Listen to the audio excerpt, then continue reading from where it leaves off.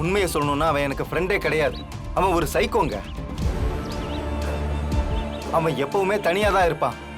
யாரை பார்த்தாலும் அவனுக்கு ஆகவே ஆகாது. சும்மா விளையாட்டா பேசினா கூட பட்டுன்னு கை நீட்டிடுவான். ஆனா ரொம்ப புத்திசாலி அவன். சொல்ல போனா எங்க ஸ்கூல்ல டாப்பரே அவன் தான். படிப்புல அவனை யாராலையும் அசைச்சிக்கவே முடியாது. ஆனா ஒரு நாள் ஸ்கூல்ல இவனால பெரிய பிரச்சனையே நடந்துச்சு. ஒரு பையனை போட்டு மிருகத்தனமா அடிச்சு மூக்கு வாயெல்லாம் உடைச்சு விட்டுட்டான். அவன் மூஞ்சி எல்லாமே ரத்தம் மேடம். அதனால இப்படிப்பட்ட ஒருத்தனை எங்க ஸ்கூல்ல வச்சுக்க கூடாதுன்னு சஸ்பெண்ட் பண்ணிட்டாங்க அவனை. அதுக்கப்புறம் நான் அவனை பார்த்து ரொம்ப வருஷம் ஆச்சு மேடம். பிரதர், பிரபுவோட அம்மாவை பத்தி கொஞ்சம் சொல்லுங்களேன். இல்ல சிஸ்டர், அவங்கள பத்தி எனக்கு எதுவும் தெரியாது. ஆனா ஒண்ணு மட்டும் நிச்சயம், பிரபு ரொம்ப மோசமானவன். உங்க பொண்ணை கட்டி கொடுக்க போறீங்கன்னா அந்த முடிவை மாத்திக்கங்கன்னு தான் நான் சொல்லுவேன். இப்படிப்பட்ட ஒருத்தன் கூட உங்க வீட்டு பொண்ணு இல்ல, எந்த பொண்ணாலே வாழவே முடியாது. அவன் கூட சித்திரவதை பண்ணியே கொன்னுடுவான். ஒரு பயங்கரமான சைக்கோ மேடம் அவன்.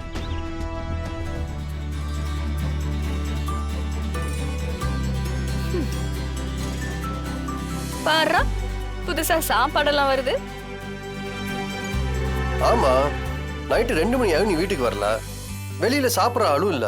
அதான் நீ வருவேன்னு சாப்பாடு எடுத்து வச்சிருந்தேன். சாப்பிடு. ஏதாவது ஒண்ணு பண்ணணுமே. என்னாச்சு? ஒண்ணும் இல்ல, நேற்று சாப்பாடு வடிக்கும் போது கையில ஆவி பட்டுருச்சு. அதான் சாப்பாடுல கை வச்சதும் எரியுது. சரி இரு, நான் போய் ஸ்பூன் எடுத்துட்டு வரேன். இல்ல இல்ல, நான் அட்ஜஸ்ட் பண்ணி சாப்பிட்டுக்கிறேன். இரு, வேணாம், இப்படி எப்படி சாப்பிடுவ? நான் ஸ்பூன் எடுத்துட்டு வரேன். இரு. இவரா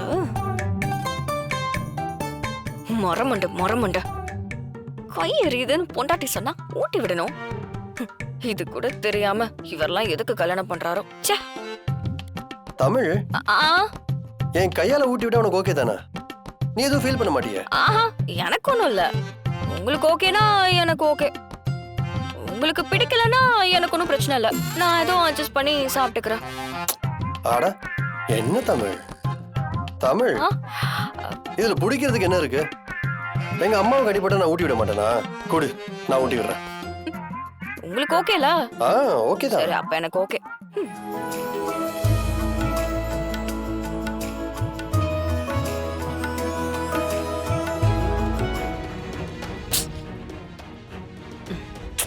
தமிழ் ஜனமா, பிரபுவோட ஃப்ரெண்ட் ஒருத்தமா. அந்த பிரபுவை பத்தி நல்லா தெரிஞ்சு வச்சிருக்கவன். அவன் எவ்வளவு கெட்டவன், அவன் என்னெல்லாம் தப்பு பண்ணிருக்கான்னு பெரிய லிஸ்டே வச்சிருக்கான் ஜனாமா. அவனை வச்சே அந்த பிரபுவோட முகத்திரைய கிழிச்சிடலாம் ஜனாமா.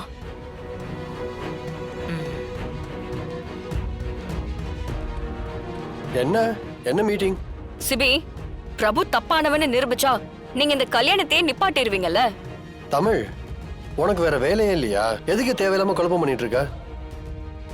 அதான் எல்லாரும் ஒரு முடிவு பண்ணி ஒரு பக்கம் போயிட்டு இருக்காங்கல்ல, நீ மட்டும் வேற பக்கம் போனா என்ன அர்த்தம்? இத பாரு தமிழ், நீ பண்ற வேலையெல்லாம் தெரிஞ்சா அப்பா ரொம்ப வருத்தப்படுவாரு. நான் எந்த தப்பும் பண்ணல.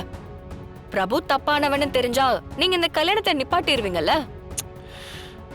இல்லனா அதுக்கப்புறமும் என் தங்கச்சிக்கு நான் பிரபுவை தான் கட்டி கொடுப்பேன்னு பிடிவாதம் பிடிப்பீங்களா? தமிழ், என்ன பேசுற? இந்த நிமிஷம் வரைக்கும் என்னோட பார்வைக்கு அவன் தப்பானவனா தெரியல. ஏன்னா அந்த மாதிரி ஒரு எவிடன்ஸ் நமக்கு கிடைக்கவே இல்லை. அப்படி இருக்கும்போது என்னால எந்த முடிவும் எடுக்க முடியாது தமிழ். அவனை பணத்தாலேயோ வேற எந்த பழக்கத்தாலேயோ அடிமையாக்க முடியாது. ஆனா சின்ன வயசுலே அவங்க அப்பாவை பிரிஞ்சிருந்ததால அன்புக்காக ஏங்குவான் மேடம். தனக்கு வந்த நிலைமை வேற யாருக்கும் வரக்கூடாதுன்னு யோசிப்பான். உண்மையை சொல்லணும்னா உங்க பொண்ணு அவன் கூட வாழ்றதுக்கு கொடுத்து வச்சிருக்கணும் மேடம்.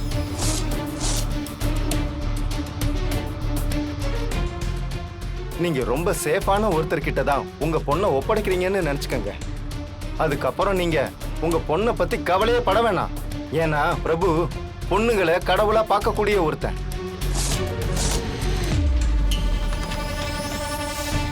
ஒரு பொண்ணு தப்பு பண்ணா கூட அவங்க கிட்ட கோவம்லாம் படமாட்டான். பொறுமையா எடுத்து சொல்வான், இல்லைன்னா ஒதுங்கி போயிடுவான். நீங்க ஏதோ வேற மோட்டிவ்ல என்கிட்ட கேட்டுட்டு இருக்கீங்கன்னு நினைக்கிறேன். ஆனா அவன் அப்படி இல்லை மேடம். பொண்ணு கொடுக்கறவங்க சந்தேகப்படுறது கரெக்ட் தான். ஆனா பிரபு நல்லவன். இல்ல பிரதர், நீங்க நேத்து வேற மாதிரி தானே சொன்னீங்க. நேத்து இதே தானே சொன்னேன். தமிழ் புரிஞ்சுக்கோ. பிரதர், நீங்க கிளம்புங்க. Okay sir. சரி வரேன் மேடம்.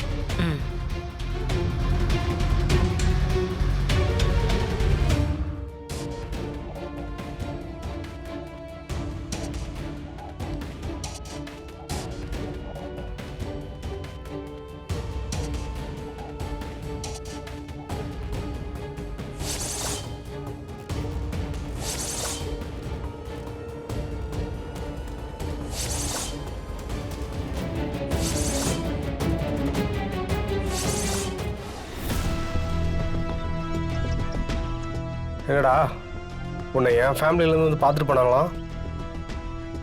என்னை பற்றி எல்லா தகவலும் சொல்கிறத ஒத்துக்கிட்டியாமே? அப்படிலாம் இல்லடா.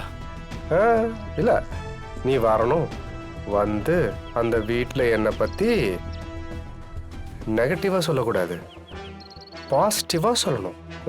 சொல்வல்ல? டேய் என்னடா சொல்ல முடியாது. என்ன பண்ணுவ? உன்னால முடிஞ்சதை பார்த்துக்க. உன்னால ஒரு பொண்ணோட வாழ்க்கை அழிய போகுதுடா. அதை தெரிஞ்சும் நான் வேடிக்கை பார்த்துட்டு இருக்கணுமா? அந்த பொண்ணை காப்பாத்துறதுக்காக நான் அவங்களுக்கு ஹெல்ப் பண்ண தான் போறேன். உன் ஆட்டம் இதோட முடிய போகுது. ஸ்கூலில் படிக்கும்போது நீ எப்படி இருந்தியோ இன்னும் அப்படியே தான்டா இருக்க, கொஞ்சம் கூட மாறல. டேய், நான் ஒன்று மிரட்டல, ஆர்டர் போடுறேன். இப்போ நான் போட்ட ஆர்டருக்கு நீ தலையாட்டலன்னு வை, உன் பொண்ணு உனக்கு ரொம்ப பிடிக்கும்ல. ஸ்கூல் தானே போயிட்டுருக்கா, என்ன ஒரு 6 வயசு இருக்குமா? டேய் பிரபு, வேணாண்டா. நானும் வேணான்னு தான் சொல்கிறேன், நீ கேட்க மாட்டேங்கிறியே. ஸ்கூல் வாசலில் தான் என் ஆளுங்க நிற்கிறாங்க. இங்கே வேற நீ தலை இப்படி ஆட்டணுன்னு வையேன், உன் பொண்ணு வீட்டுக்கு வந்து சேர்ந்துருவா. அதே நான் இப்படி தான் தலையாட்டுவேன்னு நீ அடம் பிடிச்சேன்னு வையேன், அதுக்கப்புறம் நீ எங்கே தேடினாலும் உன் பொண்ணை கண்டுபிடிக்க முடியாது. அடுத்து உன் அம்மா, உன் அப்பா, உன் பொண்டாட்டி ஒவ்வொருத்தரையாக தூக்குவேன். ஆனால் நான் தான் செஞ்சேன்னு யாராலையும் கண்டுபிடிக்க முடியாது. இப்போ நான் என்னடா பண்ணணும்? அதான் சொல்லிட்டேனே, என்னை பற்றி எந்த தகவலும் லீக் ஆகக்கூடாது. அந்த வீட்டுக்கு வந்து பாசிட்டிவாக பேசிட்டு வேலையை முடிச்சுட்டு கிளம்பிட்டே இரு.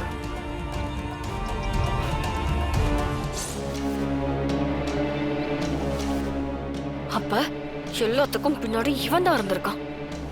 நம்ம ஏற்பாடு பண்ணி வச்சிருந்த எவிடன்ஸ் எல்லாம் எப்படியோ தெரிஞ்சு வச்சுக்கிட்டு எல்லாத்தையும் கலைச்சிட்டான். இவன் தப்பானவன எப்படி நிரூபிக்கிறது?